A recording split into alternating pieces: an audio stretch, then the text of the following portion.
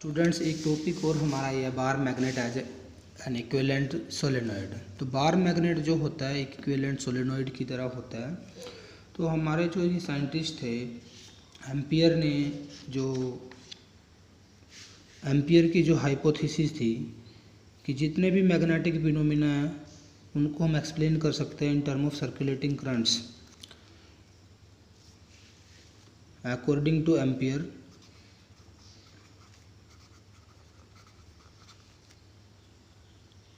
Ampere's hypothesis,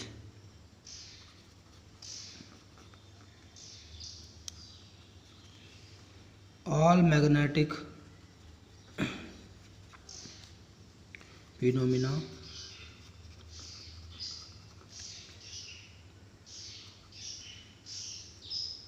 can be explained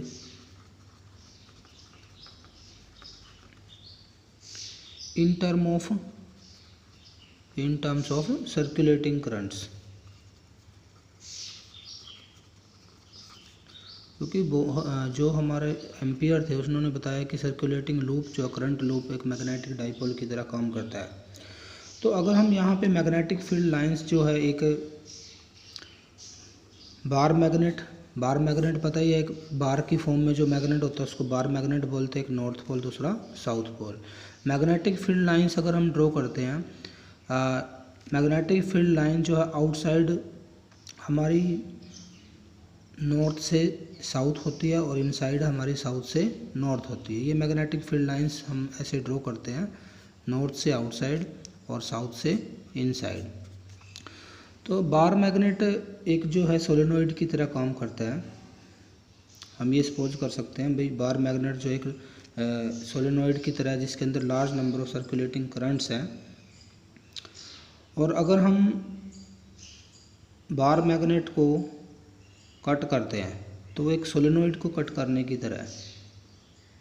magnetic field जो है जब हम इसको कट करेंगे तो मैग्नेटिक फील्ड जो है वो वीक हो जाएगा, बट मैग्नेटिक फील्ड लाइन अब भी कॉन्टीन्यूस रहेंगी। मैग्नेटिक फील्ड लाइंस क्या रहेगी? कॉन्टीन्यूस। अगर बार मैग्नेट को दो पीस में हम डिवाइड कर देते हैं, ये नॉर्थ ये साउथ, तो अब भी मैग्नेटिक फील्ड लाइन जो है वो कॉन्टीन्यूस कर्व्स बनाती है इस तरह से, बट मैग्नेटिक फील्ड थोड़ा वीक हो जाता है। तो यहाँ से हम ये शो कर सकते हैं कि करंट कैरिंग सोलेनॉइड जो है वो सिमिलर होता है किसकी तरह? एक बार मैग्नेट की तरह। तो ये फाइंड आउट करने के लिए हमें सोलेनॉइड जो करंट कैरिंग सोलेनॉइड है उसकी एक्सिस के ऊपर जो है मैग्नेटिक फील्ड निकालना पड़ेगा। हम कंसीडर कर लेते हैं, यहाँ पर कंसीडर करते हैं, कोई सोलेनॉइड कंसीडर करते हैं हम, और जिसका जो रेडियस ऐसे इसके अंदर बहुत सारी कॉइल्स हैं। ये इसका सेंटर को हम ओरिजिन मान लेते हैं, ओरिजिन, और ये इसकी एक्सिस आ गई है सोलेनॉइड की। हम ये सपोज करके चलते हैं इसकी टोटल जो लेंथ है सोलेनॉइड की टोटल लेंथ 2L है, और एरिया जो इसका जो इसमें से जो करंट पास किया हुआ, करंट कितना पास किया हुआ है? आई करंट हमने इसमें से पास कर रखा है, ऐसे आई करंट पास किया हुआ है। और रेडियस जो है इसका, हम रेडियस कंसीडर करते हैं इसका ए जो है इसका रेडियस है। ए क्या है यहाँ पे? Radius of the circular loop of solenoid.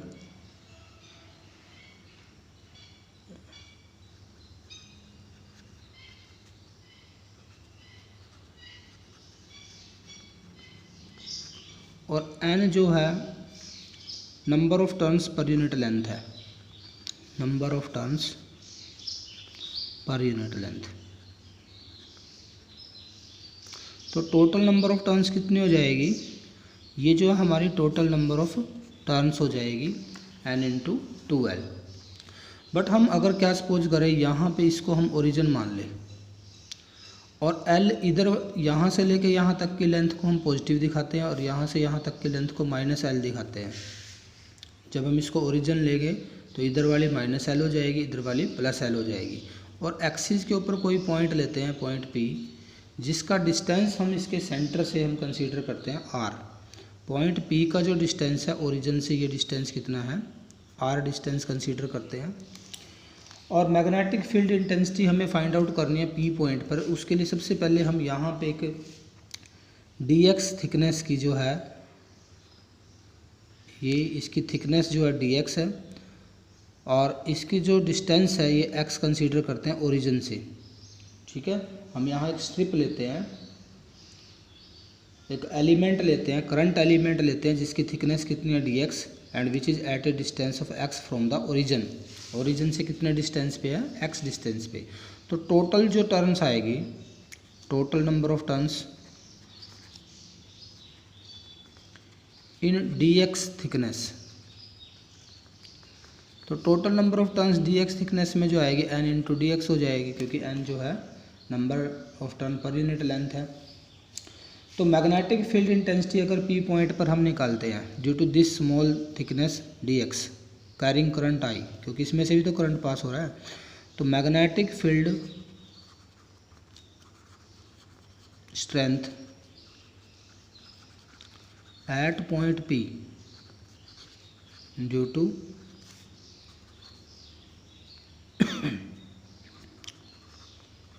Current element I dx, I into D X, क्योंकि इसमें से I करंट पास हो रहा है। तो पॉइंट P पर जो मैग्नेटिक फील्ड आएगा वो मैग्नेटिक फील्ड हम राइट करेंगे यहाँ से डायरेक्ट फॉर्मूले की फॉर्म में, म्यू नॉट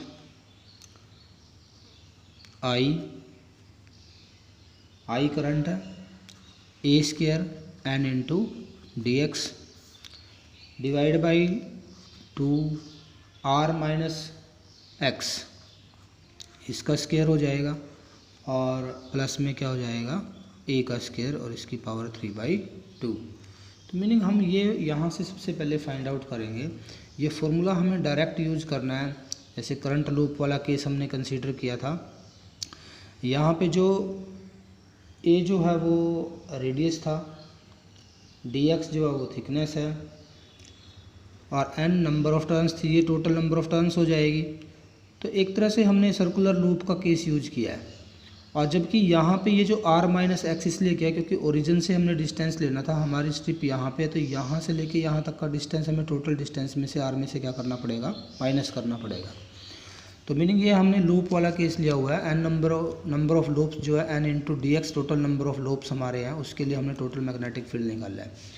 तो यहाँ पर अब हम कंसीडर करेंगे जो r जो डिस्टेंस है वो a के कंपेयर में ज़्यादा है, और साथ ही साथ r जो है वो x से भी ज़्यादा है। तो मीनिंग r और x को हम नेगलेक्ट कर देंगे यहाँ पे, किसके कंपेयर में, सॉरी x और a को निगलेक्ट कर देंगे r के कंपेयर में। तो ये जो नीचे वाली जो ये टर्म आएगी, देखो x को भी निगलेक्ट कर देंगे तो r स्क्वायर आ जाएगा, a को भी निगलेक्ट कर देंगे तो r स्क्वायर की पावर 3/2, स्क्वायर से स्क्वायर कैंसिल, तो यहाँ से क्या बचेगा, यानी कि जो नीचे वाली टर्म बचेगी, इस टर्म की जगह हमारा r की पावर 3 बचेगा और 2 साथ में है। तो मीनिंग अगर हम यहाँ से ये कंसीडर करें तो मैग्नेटिक फील्ड जो आएगा dB, this is equal to mu naught I e square n into D X divide by 2 into r की पावर कितना आएगा, 3 आएगा। ठीक है, तो इसके बाद नेक्स्ट हमारा टॉपिक आता है, इसी को हम आगे बढ़ाते हैं। अब देखो ये तो हमने स्मॉल थिकनेस के लिए निकाला है dx के लिए, या हम ये सपोज करते हैं करंट एलिमेंट dx के लिए निकाला है, लेकिन हमें तो पूरे सोलेनोइड की वजह से मैग्नेटिक फील्ड निकालना है। तो यहाँ पे x के ऊपर हम लिमिट लगा देंगे टोटल मैग्नेटिक फील्ड के लिए। For total magnetic field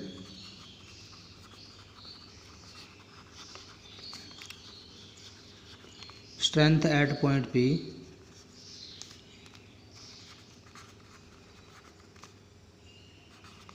P point पर निकालने के लिए, तो टोटल मैग्नेटिक फील्ड हम जब निकालेंगे B, तो हम यहाँ पे जो है x को पुट करेंगे, x is equal to minus L2 x is equal to plus L, यानी कि इंटीग्रेट कर देंगे हम इसको इस लिमिट के अंदर। तो इंटीग्रेट करेंगे तो हमारा जो इंटीग्रेशन आएगा, यहाँ पे जो हमारी ये टर्म्स थी, देखो mu naught I a square n divide by 2πr square, 2r की power 3, mu naught I a square n divide by 2r की पावर 3, ये तो कांस्टेंट टर्म है, बाहर लिख देंगे इसको, और इंटीग्रेशन सिर्फ dx का करेंगे माइनस L से लेके प्लस L तक।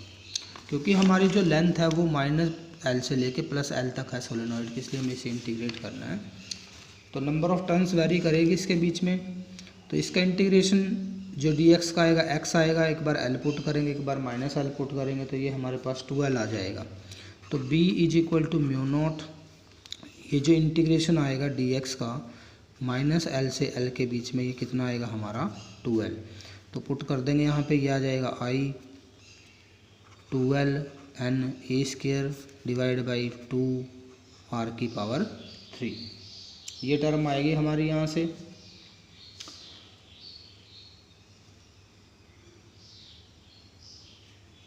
तो b = μ0I μ0 n को I के साथ लगा देते हैं, A² है और साथ में है 2L और डिवाइड बाई हमारा है 2r⁻3। अब अगर हम इसको 2 पाई से ऊपर भी मल्टीप्लाई कर दें और नीचे भी मल्टीप्लाई कर दें, 2 पाई से ऊपर मल्टीप्लाई,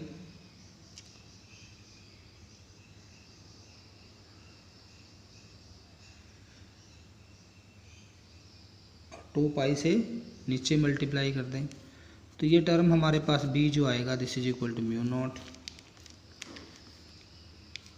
n के साथ 2L लगा देते हैं, n × 2L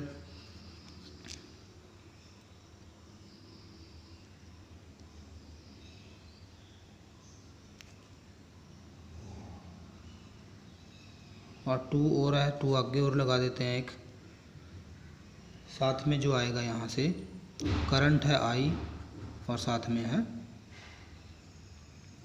πa²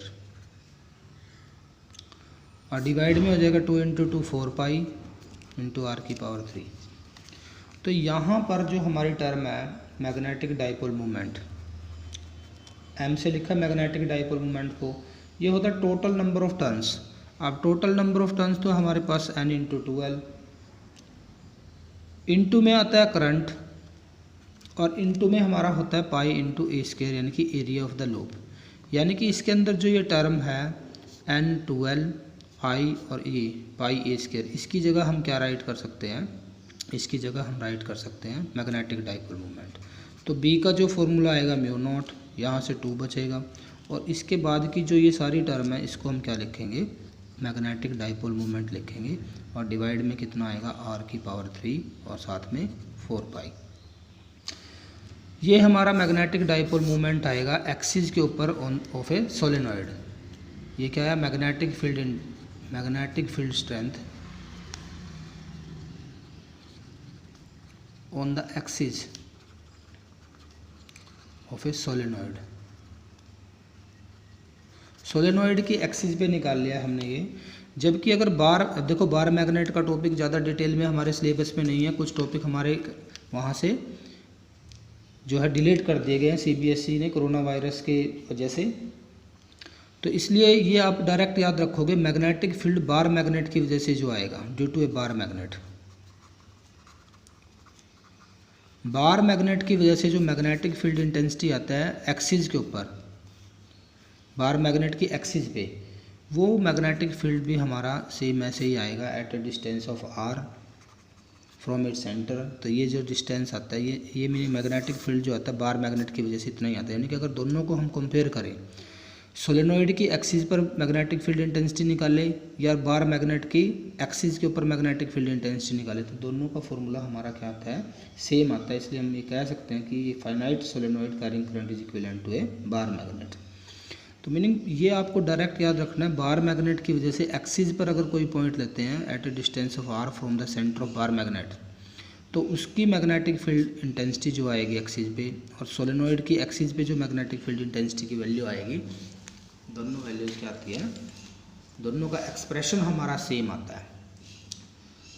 ठीक है, तो एक सोलेनॉइड किसकी तरह काम करेगा, एक इक्विवेलेंट बार मैग्नेट की तरह काम करेगा। तो हमें ये फॉर्मूला डिराइव करके दिखाना पड़ेगा। ठीक है, अगर हमें प्रूव करना है कि सोलेनॉइड एक बार मैग्नेट की तरह बिहेव करता है।